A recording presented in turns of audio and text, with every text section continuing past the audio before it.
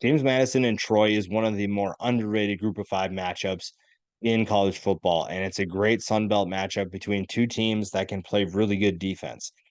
These are uh, two teams that I think expected to be undefeated coming into this point, but Troy obviously slips up against Kansas State, a really good Kansas State team so far.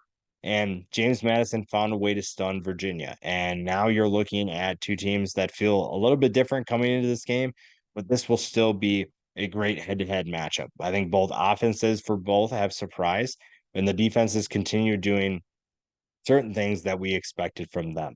The first question is which defense caves first? We saw what happens to Troy's defense if they meet an offense that can move the ball efficiently. Kansas State pretty much did whatever they wanted against them last week, and that will be a big question mark coming into this game. James Madison at times was extremely disruptive against Virginia, but also gave up some big plays. I think that you'll see two offenses that aren't as good as their defenses. So maybe this is a more of a struggle.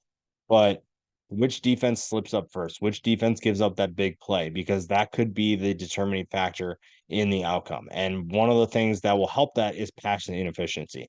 Jordan McLeod and Gunnar Watson aren't exactly the most explosive players. However, they have shown this year so far a couple of times where they can be great weapons. And there are plenty of skill position talent playmakers that will make a big impact. They will be able to make some plays, and it's just a matter of getting them the football. And McLeod and Watson are in charge of doing that. If they can do that, then one of these guys, one of their teams will be able to take that step and gain an advantage because it's going to be tough. Moving the ball against each defense isn't easy, and you'll see that. They're both going to find out which one of them can actually move the ball versus which one is going to struggle. Right now, James Madison appears to be the more consistent team, but again, 2 game sample size is nothing that you can just make a ton of assumptions from. And the passing attack will determine a lot. Taking care of the football will also determine a lot. Right now, James Madison sits at +1. Troy is at -4. This is a defense that was really good last year for Troy, and they lost a certain number of playmakers and some leaders that maybe affected them. But this offense also has to do its part. You cannot take, if you're going to give away the football to the other team, you're going to lose a lot of games. And right now, Troy is doing a lot of giving and not a lot of taking away.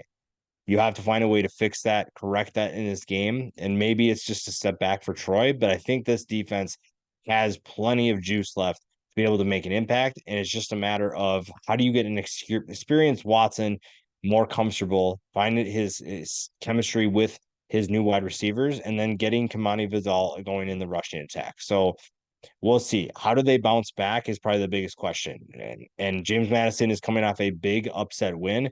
Troy is coming off a disappointing loss. So that dynamic is really interesting too. Is James Madison riding too high and not refocusing and regrouping? And is Troy looking to bounce back? Are they remotivated after a disappointing loss? That is an aspect of this game that I'm very interested to watch. And like I said, it starts really with the quarterbacks. And with the amount of talent that these two teams have at their disposal, it's really easy to see why this could be a fun offensive game, too. I think that the quarterbacks have potential. I don't think that they're the greatest quarterbacks, but I think they can get the job done. And there's plenty of talent to be utilized on both sides. We already talked about Kamani Vidal for Gunnar Watson. This is an offense that I think is super underrated, honestly. And James Madison has the same thing. Reggie is a good player for them. Reggie Brown is a good player for James Madison. I think that the rushing attack for them is also going to be extremely dynamic, extremely efficient. And then Jordan McLeod is a dual threat weapon who can move the ball with his arm and with his legs. So the quarterback position plays a big role in determining the outcome. And taking care of the football, like I said before, probably will be the biggest thing. The defenses, though, are just so fun to watch. If you're going to watch one aspect of this game, don't even bother watching the offenses. Just watch the defenses.